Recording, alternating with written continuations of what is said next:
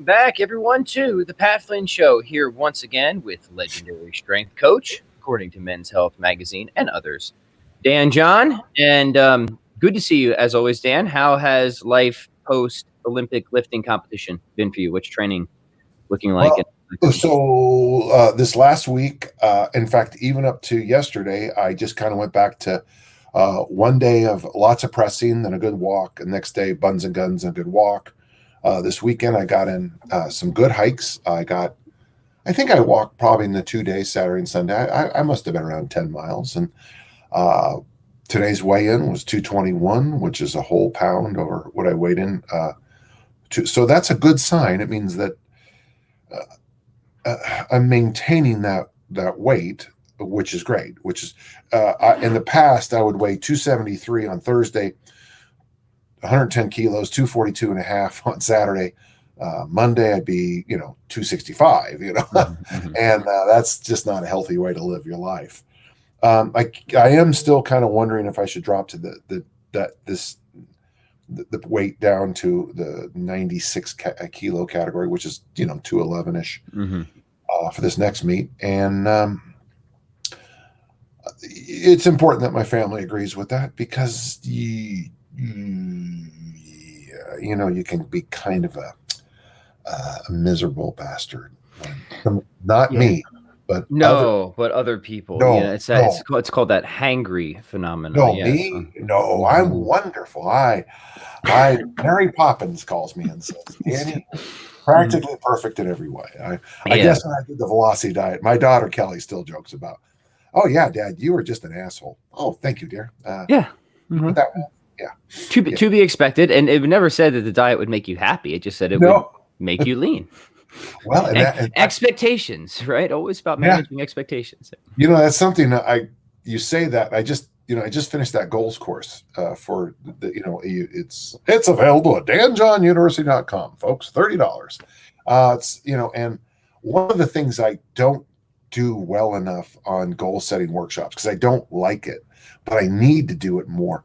I talk about it, but there is a lot of pain in achieving goals. Now, it's in the workshop. I talk about it, and I talk about it a lot, but I still feel like I need to talk about it more. Yes. Yeah, I kind of want to sit down with people and say, "Oh, you this is what you want. Okay, well, let's talk about this other stuff." For example, all these parents want their kids to get these Division I scholarships, and it's like that's great, but once you get there, the rate of dropout goes through the roof. I mean, the number of seniors who complete all their eligibility, the number of athletes complete their eligibility is frightfully low because it's just such a, but hey, you got your goal.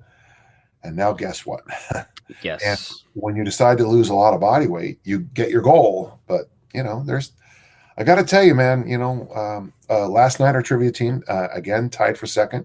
We won on the bonus question. Thank you. 2 weeks in a row, second place.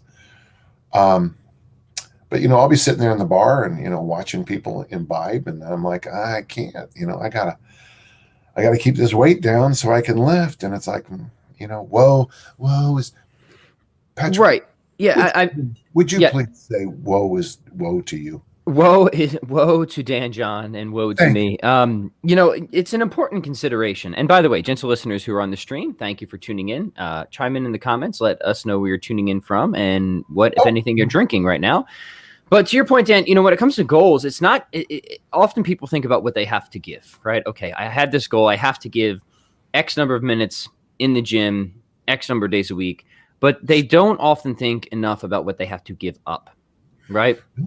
And it's not just in terms of I have to give up frozen yogurt or something like that. It's also in terms of give up of, we talked about this many times, managing compromises that when you decide on X, there are going to be things that are not X that are excluded by your decision to pursue X, right? You when you pick a goal, when you make a decision, you exclude options, you negate other possibilities. And that whole realm of considerations is often greatly overlooked. And that's often what pulls people away, I think, more often than not. It's not just what I have to do in the gym or what I have to restrict in my diet, but it's, I'm going to be pursuing this goal. That means that my I don't know, level of social bubbliness at trivia for the next couple of weeks is going to be down 73% or whatever. Things you often don't even think about, right? But that add up. And if they surprise you, can catch you off guard and start to derail or sabotage you. So once again, I think we're coming back on the theme of just understand what you're getting yourself into, have the right expectations, understand that goals are not just what you have to give, but also what you have to give up and all the compromises you have to manage around that, just so you can get the idea, the realistic idea of, is this what I really want at the end of the day, right? Mm-hmm. Well, maybe it is. Maybe it and, you know, one of the things that I say a lot, and I don't know if people want to hear it, but very often the pleasures of not getting your goal far outseed the pleasures of getting your goal. And you have to be frank and honest. Now, obviously, I mean, the sacrifices you make to get your bachelor's, your master's, your doctorate, your law school, yeah, ideally downstream, you know, there's this magical, right? But there has to be a lot of pleasure in not getting your goals, because people quit the path very quickly. Yes. You know, there's also this here's something that I think people should be interested in. There's this whole kind of research area in psychology known as secondary benefits. And it kind of like looks into like, why do people fail on things that they should obviously want? And a lot of it comes to mental issues like anxieties and stuff like that. And what they find is that oftentimes there's these subconscious secondary benefits people have from their disorders. Secondary benefits like people will accommodate them in special ways, or, you know, maybe they'll have some other social benefits that they actually, if not explicitly and formally want, are secretly benefiting from, that subconsciously holds them back from really doing the work and doing the thing that is obviously better for them overall. So there's often these hidden, what's called secondary benefits, like what you secretly gain from not reaching your goal, that again might not be at the front of your mind, but is worth kind of digging up and examining of, well, okay, why? Like I think I want this thing, but for some reason I keep not pursuing it consistently. And I found that this whole area of research of secondary benefits is immensely fascinating. Mm-hmm. And it can also be cultural. Now, I don't want to speak for my Australian friends, but one of the things they'll say to me when I'm down there is that and if I'm over speaking this, my good friends from Australia, I apologize, is that sometimes Karsten, hi from Denmark. Odense is one of my favorite places in the world. Is that they call it chopping down the tall daisies. If you get a little bit too full of yourself, we like to cut you down. And I grew up in a home that kind of did that a little bit. We were only allowed to go to a certain height. I'm not ripping on my family. I'm just saying that was the truth.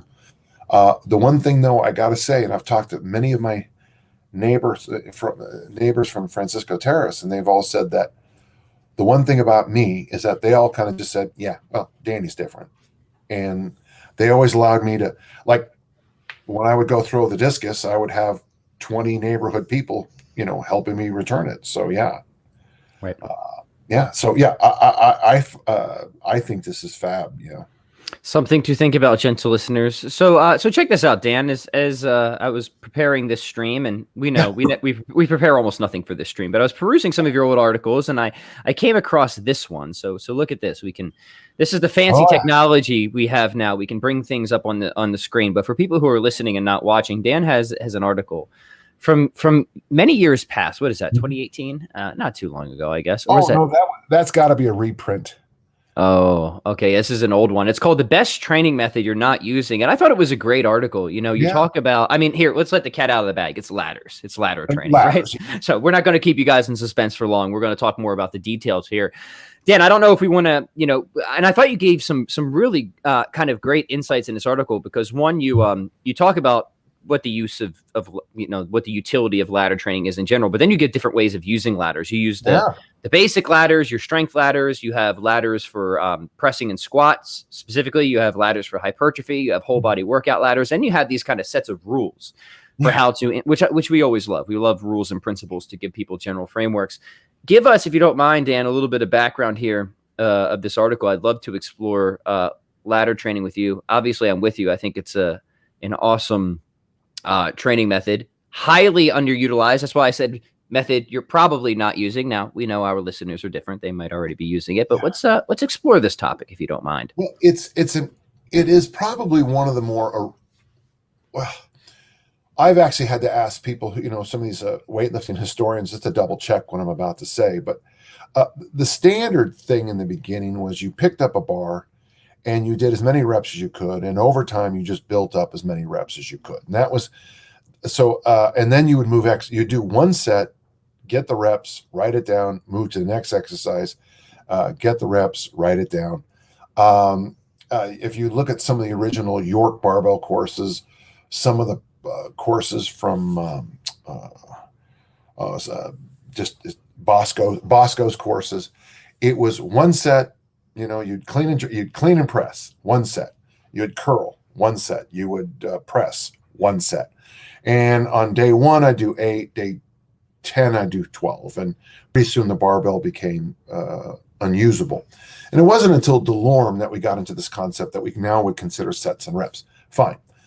But one of the tools people figured out early is that, constantly go. So if I'm going to go 10, 11, 12, you don't always, and I miss, you don't really make progress. So people started breaking down the numbers.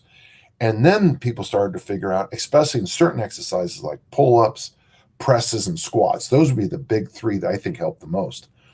That by playing around with rep schemes, like let's go with the simplest one. 1, 2, 3. I'm going to do a single, racket, a double, racket, a triple, racket, a single, a double, a triple, a single, a double, a triple. And when you look at that short little workout I just said there's 18 reps right there. But they're 18 reps, and they can be a pretty solid load. Other people have tried different things, like John Powell. His 5 sets of 5 idea is basically now real quick, when you say solid load, and I think you had this in an article, if you're doing a 1, 2, 3 ladder, maybe somewhere around your 5 rep max would be a good target for that. Yeah. Right? Yeah, you can use a fair amount of weight. Yeah. Mm-hmm. So with John Powell, his idea of what 5 sets of 5 is, early in the year he would say, well, I want to bench 315 for 5 sets of 5. In the first workout, he got it. The first set was for a set of 3. The second was for a double. The third was for a single. The fourth, a single. The fifth, a single. And his idea was that over the months, he would build that up to a set of 5, a set of 5, a set of 5, a set of 5, a set of 5. I think the person that really clarified things was my good friend, Steve Shafley, who sadly I haven't seen in a while physically. But Steve really took the ladder idea and really made great clarity with it. You certainly could look at the kettlebell people, Pavel's work with the Russian fighter program, fighter pull-up program. That's that. So if you only have a 3 rep max, you go 3, 2, 3, 1, 1, 1, 1, 3, 2, 1, 1, 1. The next workout is 3, 2, 2, 1, 1, 1. The next workout is 3, 2, 2, 2, 2, 1, 1, 1. Mm-hmm. Yeah, so you have this sort of creeping volume.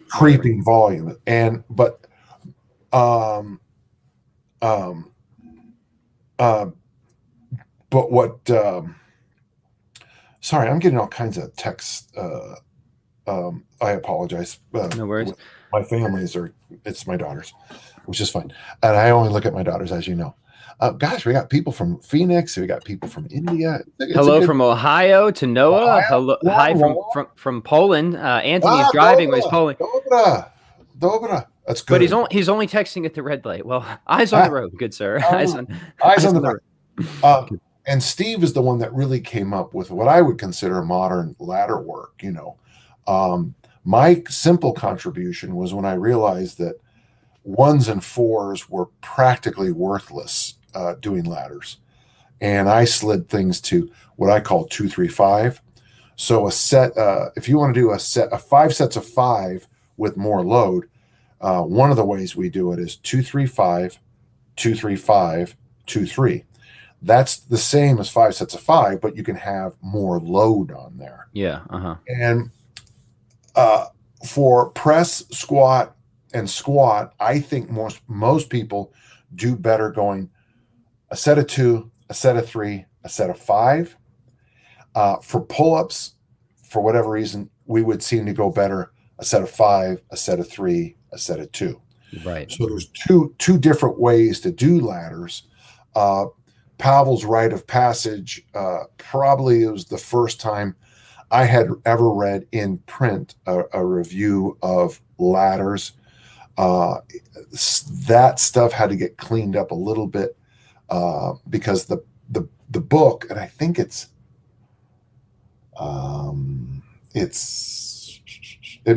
probably Enter the Kettlebell. I think that does this. I'm almost sure it's Enter the Kettlebell.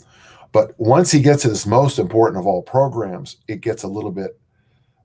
There's not a lot of specificity in the book on how to do it, and because it's more like easy strength, the rite of passage should be a little bit more like easy strength, where if you're not feeling it, don't push through.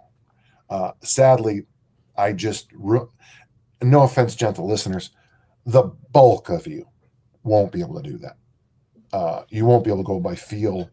And God bless you, you're nice people, but it's hard to go by feel. Like when somebody asks, I go, well, the weight should feel easy. What percent is easy? An easy lift, Right. 60%. Well, what's your bench? Well, I'm an adult male and I bench 200. Well, you're not. That's. Yeah, I wanted to talk to you about that because you have the idea of going by feel in this article, and I think you make some good points about that. I think going by feel is something like improv for the musician. It's something you eventually want to get to, but it's not where you start at, right? The musician or the artist or really anybody, like when you first start practicing and you start training, like you put tighter boundaries in place. Okay, here's the scales you need to practice. Here's the chords, here's the modes, here's the tempos, here's the licks, here's the riffs, and like there's just very clear specifications, right? And then you get that stuff in your system and you start to develop some technical proficiency, and then over time you can you got to know the rules before you can break the rules, is what my music theory teacher always said, right? Yeah. And then you get through the experience, you understand what it means to play by feel and to improvise because you have ingrained in you now the knowledge, you got the chops, so to speak. And I think that's very much the same, or at least closely similar to exercise. The experience in a mature lifter, they have the years of all the reps and the sets and following the tight regimented programs that they have a much better chance of being successful when going by feel. Whereas the inexperienced lifter is very likely to underestimate or overestimate things and just wind up in some type of haphazard sloppy mess if they don't have maybe not super tight boundaries in place, but more specification and more restriction. How do you feel about that, Dan? You nailed it exactly. Mm-hmm. That's it exactly. But you got to know the rules before you can break them. And you got to push, you got to pull, you got to hinge, you got to squat, you got to loaded carry. You've got to do 15 to 25 total reps for a while. You've got to really edge up your load. You've got to, make sure your rest periods are not 2.5 days. You got to train 3 to 5 days a week, 2 years. Most boring programs in the world, a couple years on your belt. Then when you're getting stuck, like for example, you're doing 5 sets of 5 at 225. And if we jump to 245, you get a set of 5, 1, 1, 1. We just need another tool. Right. That's when we dose in something like ladders. Yeah. That's good. Yesterday, by the way, this was unplanned for me, at least, gentle listener. Yesterday I did ladders in the press because of the Olympic lifting meet. I haven't been pressing very much. Mm-hmm. I had a pressing engagement. So yesterday I did this ladder. It was double kettlebell press. I only used 20s, a set of 2, a set of 3, a set of 5, a set of 10. Well, that's 20 reps. And I just did 2 rounds of that to get 40 reps, which I consider a little high for hypertrophy, but for my needs, it's fine. That's good.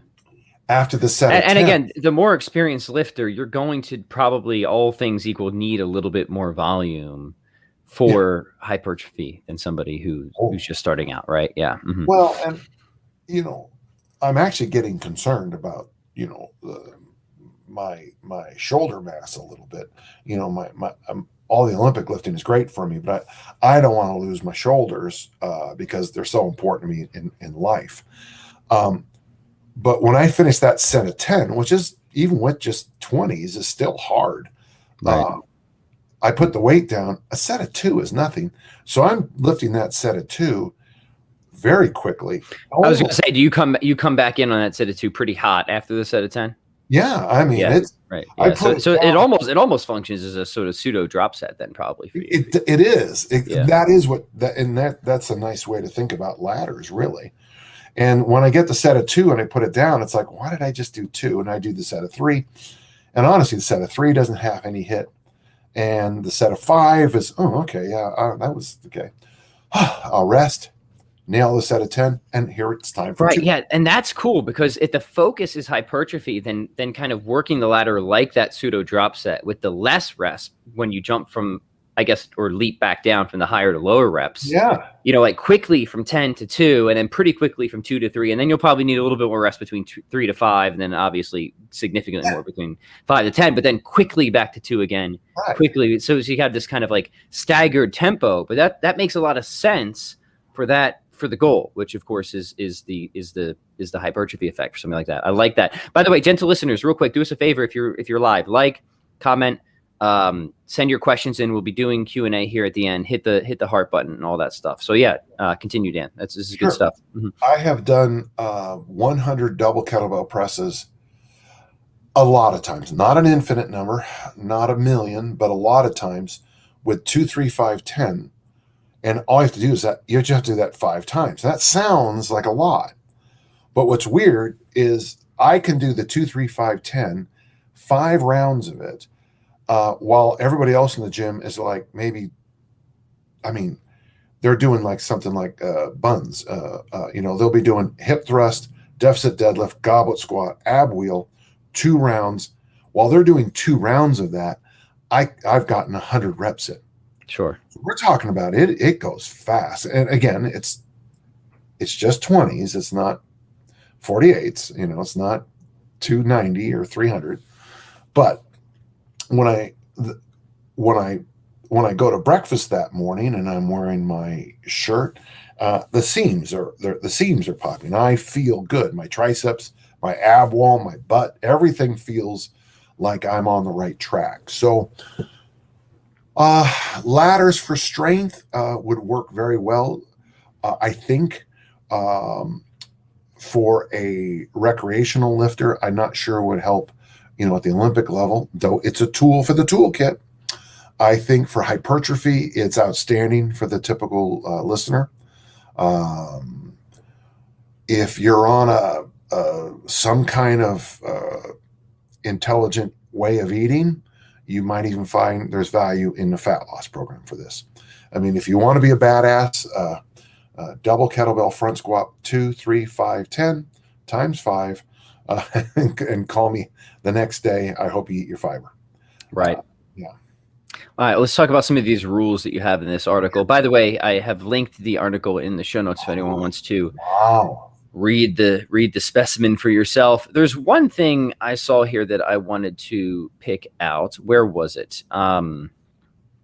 Yes. Let the volume do the work. This is often underappreciated. Getting strong, getting ripped, and getting massive takes time, energy, and effort.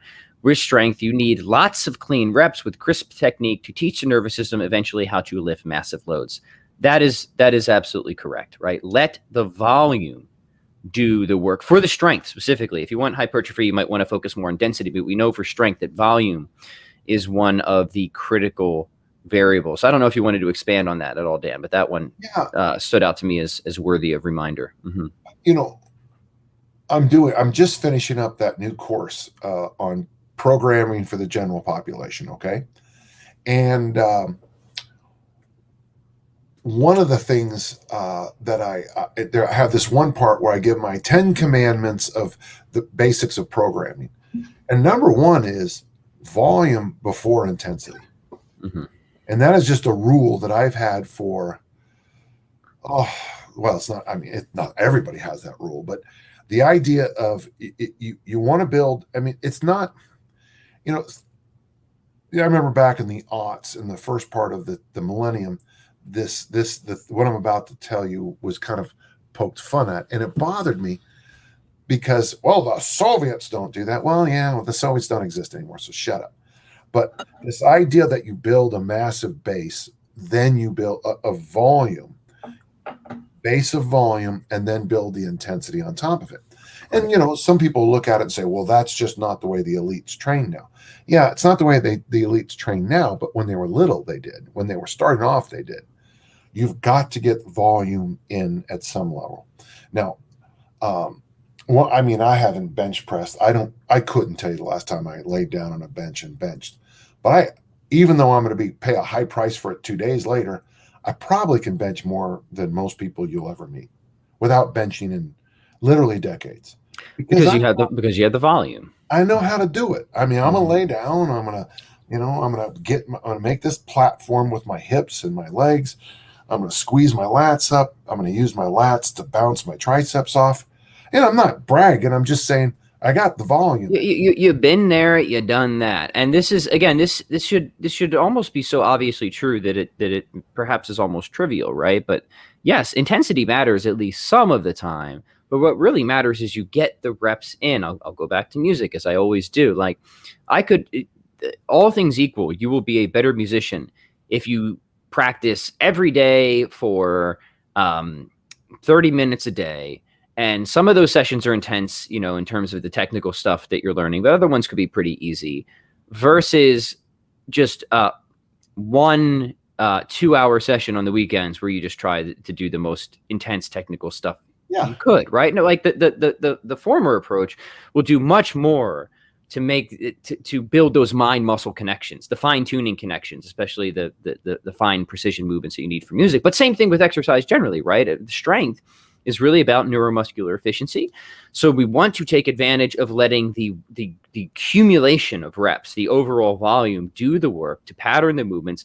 Yes, we need intensity some of the times because we need imposed demand, but we don't need super high intensity all the time. What we need is, of course, repetition is the critical mother of skills. So letting the volume do the work, build up the passive structures, build up the neuromuscular efficiencies, so that way you're ready for the intensity, right? If you just start even just throwing down intensity before you're really ready for it, you're just gonna kind of make a recipe for injury there. Well, I mean, I liked your music idea. I think it was Horowitz, the pianist, make sure you got that correctly, who said famously that somebody asked why he practices so much. And he said, well, if I miss a day of practice, I notice it. If I miss 2 days of practice, my coach notices it. But if I miss 3 days, the world notices it. And I thought to myself, I looked at that even as a kid, and I was like, that's pretty true, right? Consistency and volume is what you find among the greats more necessarily, I think, than anything.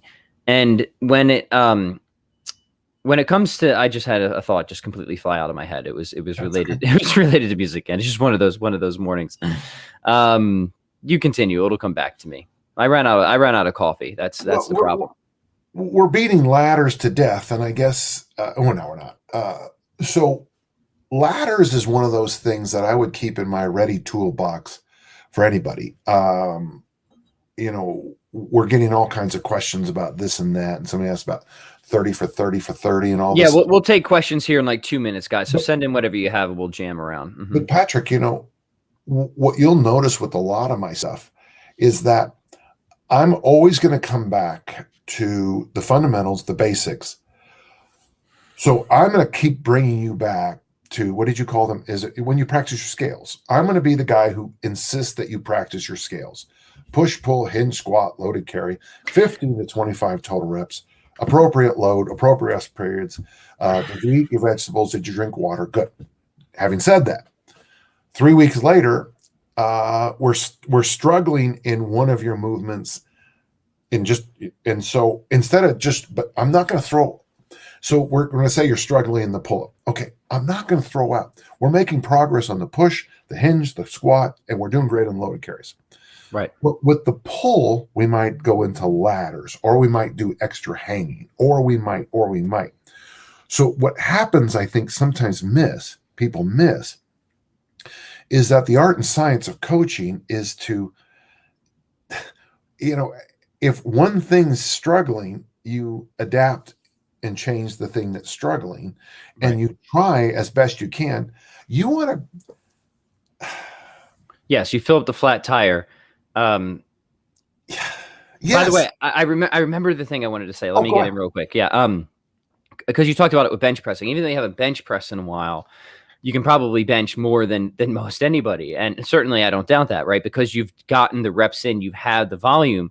Now, if the world were watching Dan John bench press at the prime of your bench press, they probably would notice a difference between your bench press now, Oh, right? But that's consistent with the claim that you could still out bench press most people right now. I would say same thing with music, right? Like if I take a day off of practicing, I notice, I really do, right? Like just like the really fine motor skills, like you got to stay on top of those every day as a high level musician. They start to deteriorate quickly.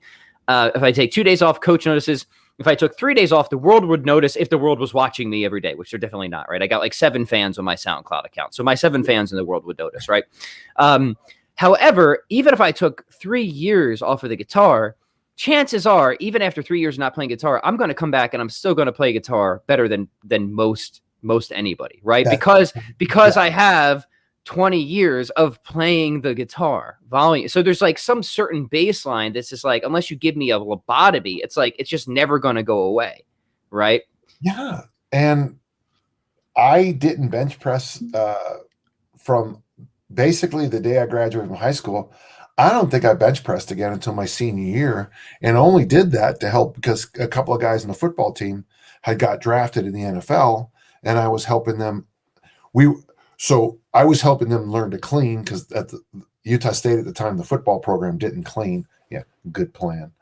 And and I would bench with them just because I thought there was value in bring the bench back. But I mean, I didn't bench for almost 4 years, and the drop off. Well, I mean, obviously I was a much bigger engine, but was it 1 week of sore pecs, and I was fine. So Volume is critical, right? so whenever you look at something like ladders, whenever you look at anything that's just rungs and ladders or anything like that, um, it's just one more tool. It's one more arrow in your quiver. And you could have a very, very good training or your own personal career and never do a single ladder if the basics work. Stefan Court has and I have been emailing each other, and he has this very interesting idea. I'll probably talk about this again in the future more, but so his powerlifting program, and I'm going to summarize it the way someone summarized it for me. So it's not exact, but so you do 3 sets of 3 in the squat, bench press, and deadlift 3 days a week. And you stay at 70%, 75. And then over time, if that starts to feel good, then you add a 4th workout of 3 sets of 3 of the 3 exercises. So 4 days a week. And then you go to 5, and then you go to 6, and then you start doing double sessions. And you just stick at whatever your perceived 70% is. And after a few weeks of lifting twice a day, 3 sets of 3, all of a sudden you go to a meet and you break all your lifetime bests. Well, what happened? Well, what happened is that you built up this amazing volume of successful lifts, and your body just sang along with you. Yeah. Woom, woom, woom, woom, woom, woom. Well, I got it. I know where you're heading. Good job. Yeah. Right. Yeah. Beautiful. All right. Well, let's turn to some Q&A if that's okay with you, Let's Dan. turn to some Q&A. All right, gentle listeners, start sending in whatever you have, and we will jam around here on your questions for the remainder of the episode. So chat box is open and ready. All right, let me scroll up here. Okay, Satya, who is a big fan from India, he says, you guys are awesome. Well, thank you, Satya. Appreciate that. And he wants to know, can you build decent muscle mass with just a pair of 16 kilogram kettlebells? And if so, how does one do that, Dan? Well, it's going to be double presses. It's going to be presses, and it's going to be kettlebell front squats. I mean, if you weigh 160 kilos, no. But if you're a typical trainer, yeah, I would just If you're my size, yes. yeah, I would say yeah. The only thing you're going to have to do, in fact, in your case, ladders 2, 3, 5, 10 might be. I think that would be pretty sweet, actually, Okay, for ready? I'm gonna like give an you one. average size male. Uh-huh. Okay, day 1, double kettlebell press, 2, 3, 5, 10. Work up to 5 of those. Vary between 2 rounds, 3 rounds, and 5 rounds of 2, 3, 5, 10.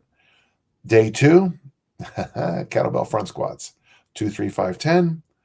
Vary that between 2 rounds, 3 rounds, and 5 rounds. So yeah, there will be days you do 100 kettlebell, double kettlebell front squats, and let me know how it goes. Yeah, awesome. So the answer is yes, you can, and you might be pushing the rep ranges a little bit higher, but I think that the 2, 3, 5, 10 ladder would work really well for kind of most average size dudes with just 216s. I think you'll get a lot. Now, look, you're not gonna be entering a bodybuilding composition, but if you're talking about just adding some lean muscle, the answer is yes. You absolutely can do that. Well, and the funny thing is, if you're born better than the rest of us, you probably will. Yeah. I mean, if you were wise, you would have picked the right parents. So Raju says hello from India. Another listener from India. Love all the different places people are tuning in from. Very cool. So Raju says, should the military press be trained in higher rep ranges? Maybe between 10 to 15 reps. What do you think about that, Dan? Well, what's we've been talking about? I think once you sneak up above 12, unless it's a max out set and you're measuring something, you're starting to, yeah, go after that. I think you want to go heavier, but yeah, I mean, yeah, certainly people do it all the time and there's nothing wrong with it. Once you get above 15 reps in most grinding exercises, your push, pull, squat family, you're starting to get in the range where you might just be spinning your wheels a little. I think, yeah. Very good. All right, next question coming right up is from Dio. Dio says, I have an injured right shoulder in an obstacle course race, so he'll have to take a break on upper body lifts on the right side, but he wants to know, does it make sense to continue lifting with his left arm as his right arm heals? Yeah, I think I've answered this question 1,000 times. When I broke my left wrist, Dr. Vanderhoof said famously, never seen anyone recover quicker. And of course, the joke was, I said, and I did say this, well, I just did what you told me to do. And he said, well, I've never had anyone do it before. So for me, with my broken left wrist, I did front squats, tons of front squats, and lots and lots of one-arm work. And don't forget the body's one piece. So all those amino acids that are swimming around the system will be swimming into the injured area too. Now it's they have done studies on this. I remember when I had an injury on one side a while back, I looked into it. I forget, I'm not gonna be able to give a reference here, but it was something like by training one side, the other side got, I think it was somewhere between 70 to 80% of the performance benefits. The untrained side. Yeah. Uh-huh. So Patrick, just so you know how brand new this is Heidegger's work from about 1948. So it's brand new, cutting edge, right? It's funny if you read the book Physiology of Strength. I think the Germans do things a little different, but he put people in casts, so you couldn't use the left side for 6 weeks, which I find fascinating. And then of course he figured out that the one interesting thing is how quickly you return to your former levels. One of the things if I could been smarter in my career, and I didn't do badly, but a lot of my friends would take these year-long retirements. And John Powell famously in 77, Mac did it many times, but you take an entire year off because, so say like I bench 4, snatch 3, clean 4, okay? All right. If I take a year off, it took me 8 years to get those levels. If I take a year off, it might take me 8 weeks to get back to those levels. If I take another year off, it might take me 6 weeks to get back to those levels. So the body remembers. And the upside of taking that year off is it allows all the other things to heal certainly your connective tissue. You do get a chance to fix some of those asymmetries, but also you get a chance to heal the brain, which can sometimes, when you're slamming your head against the wall as an athlete, you get a chance to erase failure. And that's so that, yes, it's very helpful. Very good. Nico, the Greek, says hello from Greece. He's got iced coffee in hand. He wants to know, Mr. John, where will you be in July? I need you to autograph my books. That's right. Do you have a trip coming up to? Well, on paper, I'm supposed to be in Greece in July. So, but I haven't heard. Someone cue Rocco and find out if we're still doing this. I know things have been a little crazy with the past year. Just a real segue, Pat. I tried to. So I'm flying out to see Jeff. I'm doing an RKC in June in New York. I'm a diamond. I'm a Delta diamond, and now with them they call you back. So I mean, I called in. I wanted to call. So, hour and 15-minute delay. That's how crazy it is in the travel business right now. Everybody. I guess this is going to be the most busy Memorial Day maybe ever. I'm sure it will. Hey, real quick, Dan, where is there information on the RKC for anyone who wants to attend that? Where should they find that out? You'd have to go to dragondoor.com. I stopped pimping those. Terrible word. I stopped advertising those because it didn't. I don't know if it's still the same system. Dan John just shows up and teaches you things. That's what you. Next question. Raj says, should a 24 kilogram be the norm for the strength standard? This is from your Instagram Q&A. I guess he maybe means one of the ones that I did. If you mean, what do I think, is kind of like a good standard for men with kettlebells? I always I think general competency, whatever that means with the 24. I don't know, Dan, what do you think? I think a man, average size male should be fairly confident. That's a good kind of you can press it a good number of reps. You can snatch it a good number of reps, and you just feel confident with it. I think is a good standard. I wouldn't say that there's nothing magic or not magic about the 24 kilo, but even as a kid, I remember that was the range. That was the hardest dumbbell to find in training was the 50s. I think. That was the hard. So it's a good. It seems to be. So the old RKC standards, back in the old days, right, Dan? It was when I did it. You had to do. It was doubles for mine. So you had to be able to press it 5 times double, squat it 5 times double, do the double, and then snatch it 100 times, right? I always thought that was reasonable. And especially for a guy my size, I'm usually around 160. But I would add the qualification, it should be an easy 5 reps, right? It should be an easy, confident, clean, if you're really struggling on rep 5 with that thing, I think you should be a little bit stronger. Yeah. It's this is not a knock, and certainly if you're one of these people, I am surprised sometimes at the certs where men not small men. If if you're a guy and you weigh 132, you weigh 60 kilos and you struggle with a double 24s for 5 reps. Okay, I see it. I get it. But if you're 180 to 220 and you can't press the 5 with the 24s, I'm and they always start off, I've been a trainer for the last 73 years. Okay, I gotta be careful. Don't want to give you too much information, but one time I'm at a cert and this guy walks up to me and goes, Dan, you probably know my work. And I'm like, no. If you need help this weekend, he couldn't press the 24s for 5.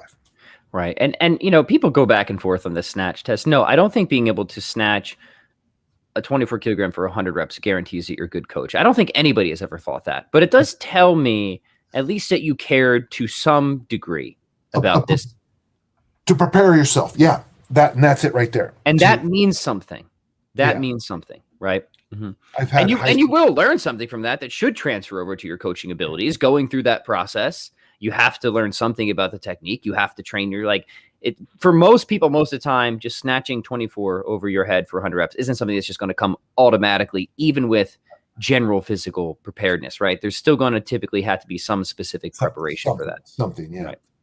You know, I've actually dealt with high school coaches, and this is not flattering what I want to say about them. And I'll say, well, you know, they'll say, Dan, so what are you doing in the weight room? And I'll say, you know, I mix the power lifts, the Olympic lifts, and loaded carries. We do a lot of calisthenics and tumbling. That's really the summary of how I coach high school kids. Okay. Well, I don't want to learn the Olympic lifts, and I just want to drop the F-bomb on them, because it's like, so you're the coach who bitches at your athletes for forgetting their jersey, for being lazy in the classroom, and you won't go to assert or apply yourself to learn how to coach, do, and teach the Olympic lifts.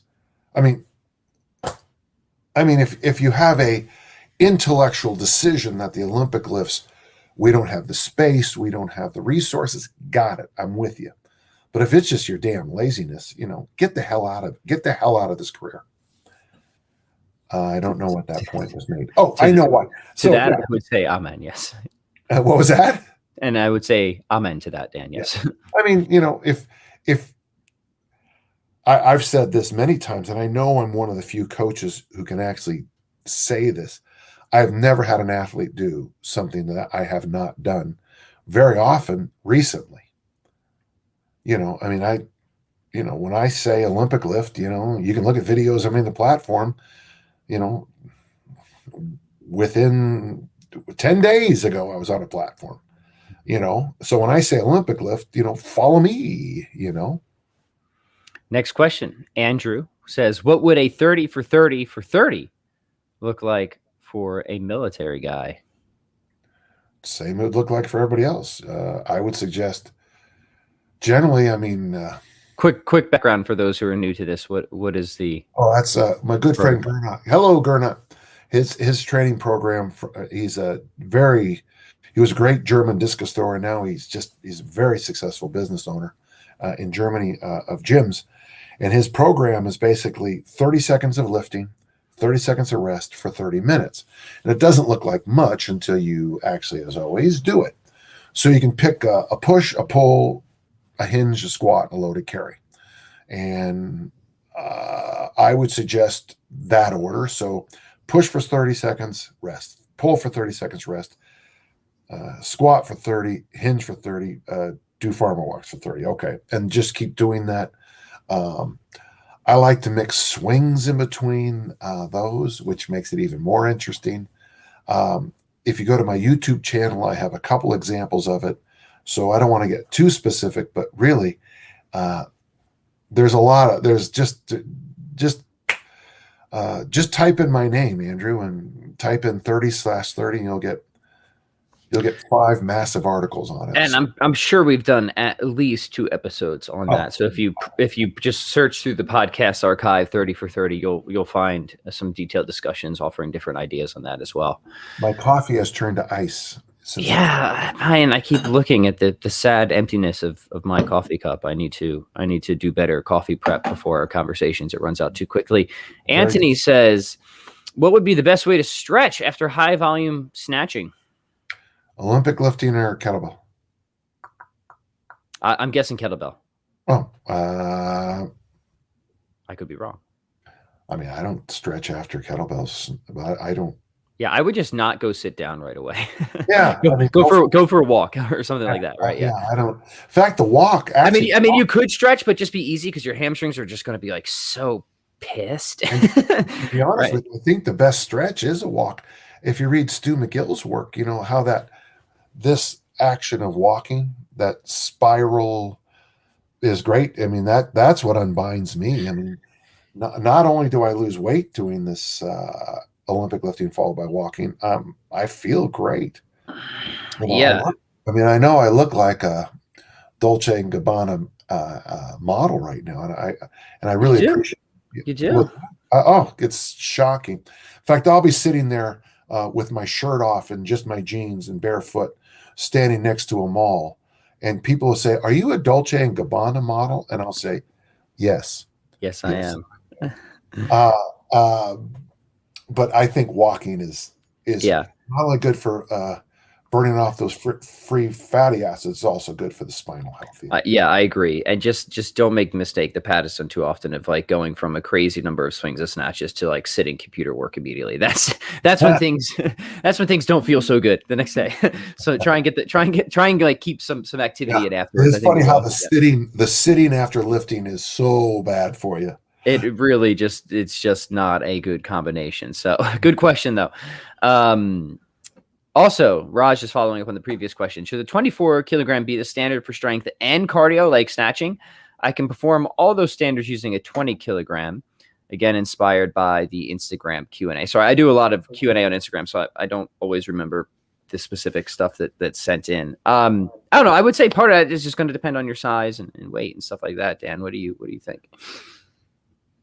I'm not sure I know the whole context, but I mean, I think, well, it's what we've talked about before, Dan. Like, trying to get some. Here's a baseline. Like, here's where and there's different baselines. Here's like one baseline is like, you got to be above this, or else like we're got to call in the invalid cart, right? That's one baseline. Another baseline or another standard is like, oh well, this is like good enough. And once you hit this standard, you can just focus on other things, and it might just be marginal returns, or even just pushing the risk of injury. So like there's different ways you can frame standards. One is like minimum at least this, right? Other is way you could talk about it is like, here's where strong enough is actually strong enough. Like you're good. You check this box. So I don't know. Take it however you want. Yeah, I was getting ready to rant, but I'll hold that for a second. Okay. Look, if you can do 100 snatches with a 20 kilogram in 5 minutes, you're not in the invalid cart. We don't need the invalid cart. Back to 20 kilo. I've said this many times, Pat. If all you had was you're male, one kettlebell, I'd start with the 20. That's the one I would use. It's infinitely usable for most people. Right. 20 kilogram, you've hit a good minimum. 24 kilogram, solid thumbs up. 28 kilogram, to me, that might be, let's focus on other things at that point. If you can do, for average size dude, if you can do 100 snatches with 28 kilogram in 5 minutes, that's definitely solid, right? I mean, like, could you go to the 32? Sure. I don't know exactly why you would want to, unless you're trying to do some specific, like, what are those competitions that people do? Gear Voice Sport. Yeah. And feel free to do it. There's nothing wrong with it, but okay. Answer a few more here. Yeah, we got a couple minutes here. Let's see if we can squeeze a few in. Anthony says, while intermittent fasting, should the strategic meal replacement be used only within the 8-hour window? Quick thing. If you're fasting every day, then yeah, a meal replacement isn't fasting, technically speaking. So what I like to do on the days that I am fasting, and I don't fast every day, I kind of cycle my fast, is I do like to use the meal replacement. I call it as a fast breaker. For me, it's a good way to break a fast, especially an extended fast, because you get a little bit hangry sometimes. And when you come off a fast, you're very tempted to go for the calzone. But if you get the protein, what my recommendation is, if you're doing an extended fast, end it with a protein shake and then just wait at least 30 minutes, because that thing will blunt so much hunger.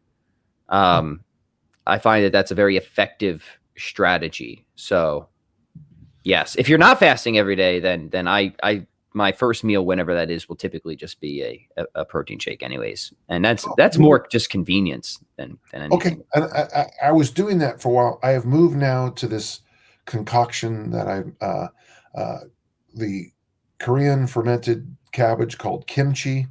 And then I do oatmeal mixed with chia seeds. The overnight oats, we got them going upstairs, Dan. Sunflower seeds and the protein drink. And that I've gone to that because I'm trying to really up the amount of fermented foods I eat and the amount of basic fiber in my system, because I'm trying to drop weight. But I am getting the protein drink that's in the overnight oats. So I'm not about that. Wasn't disagree. I'm just saying I'm just for clarity what I do. I mean, that's another great option, right? The overnight oats it's gonna fill you up. The other thing I like about it, when I think of like dietary stuff, a big factor I think is overlooked is convenience, right? Let's be frank. A lot of people slide off the rails dietarily just because they don't want to be inconvenienced by food prep, making meals. So like have stuff ready to go. And I appreciate this. Like I have no excuse not to just make my own meals. I work from home. I could easily cook, but I don't want to do it. I don't want to freaking do it. So it's a protein shake or overnight oats, and they're convenient, nutritionally dense. You know, you get a good amount of protein, get a good amount of fiber. It's convenient. And I think that the convenience factor in dietary success is too often overlooked. Well, it's taking decisions off the table, right? Just off the table. And the protein drink that I buy now, I buy one that's vanilla and the other one's like latte. It's got caffeine in it. So when I have broken my fast with that protein drink with caffeine in it, I've actually not only the protein and the caffeine blunted my hunger, and it was like 3 p.m. when I actually ate. You know, so. Yeah. Hello to Monkey Bar Gym Canada. Greetings to you, Monkey Bar Gym. All right, let's do 1 or 2 more here, and then we'll wrap it up. Good questions, everybody, as usual. Positive Dennis says, at 67, my balance is not so great. Even though it takes longer, I only use 1 kettlebell to help with balance. Does this make sense? What do you have for us in terms of balance training, Dan? What tips do we have for Dennis here? March in place, slow as you can. That speed skating drill where you glide back and forth and you pick the foot up. I think balance is something you can improve. There is a guy named Shane McLean online. He's called the Balance Guy. He's got better information than I do on this. I think it's weird he says that, because when you have 2 kettlebells, the opposite bell actually, provides more stability. But, I think it's fine. Of course I think it's fine. Yeah, I'm glad you're lifting weights. All right. Brig says, also from India. A lot of people tuning in from India. Very cool. He says he takes part in obstacle course racing, but he struggles with grip strength. Dan, what do we have for this gentle listener in terms of improving grip strength? Any quick tips, and then we'll wrap this up. Mm-hmm. I would say straight arm hangs from bars, bent arm hangs from bars, and then anything you can do with thick grips. Just wrapping towels or whatever you got around a bar and getting that grip. Even play with even wider and wider. And actually, sometimes I used to like just the iron the thick bar, iron thick bars. But actually, we discovered later that having a crappy towel or just any rags or whatever you've got, tape up whatever, duct tape or whatever you've got, spare, my mom she would not throw away anything. We used to have just stuff, like cleaning the grease off of something, that kind of thing. Just wrap that up and put it on, Yeah. And, yours is a good point, Dan, because you want to make sure that it's relevant to the type of grip strength that you're struggling with, right? Because I see a lot of people. There's like at least 3 broad types of grip strength. You have withholding strength, you have pinching, and you have crushing. And a lot of times people will get the grippers and it'll do a lot of crushing strength. That doesn't necessarily translate to the withholding strength that is often more relevant in these types of activities. So that's where like the thick bar stuff would be probably more beneficial. Right. And, I don't know how much value, okay, sorry, my camera. I'm doing pinch strength right now. I don't know how much value pinch strength will have for obstacle courses. Mm-hmm. I don't know. It seems to me that they're doing a lot of pulling up and over stuff.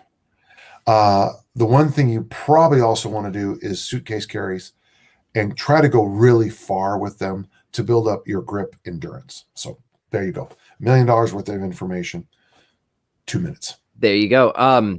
Dan, as always, the hour flies by. It's a joy, but what announcements do you have for us coming down the pipeline on any projects? Dan John University, give us all those glorious details, if you will. Well, please. I am excited to say that the bulk of the new course on programming for general population is finished. I've got a few odds and ends to do. In fact, it's on the screen underneath this right now. The goals course, folks, $30. I can't recommend it enough. People ask me about goals and goal setting constantly. So I wrote this course and nobody's using it. So I guess you'd rather have my 2-sentence email versus a multi-day course for $30. I don't understand that. But my new weightlifting boots showed up yesterday, and this is the second time in my career I've used this excuse, but it's again true.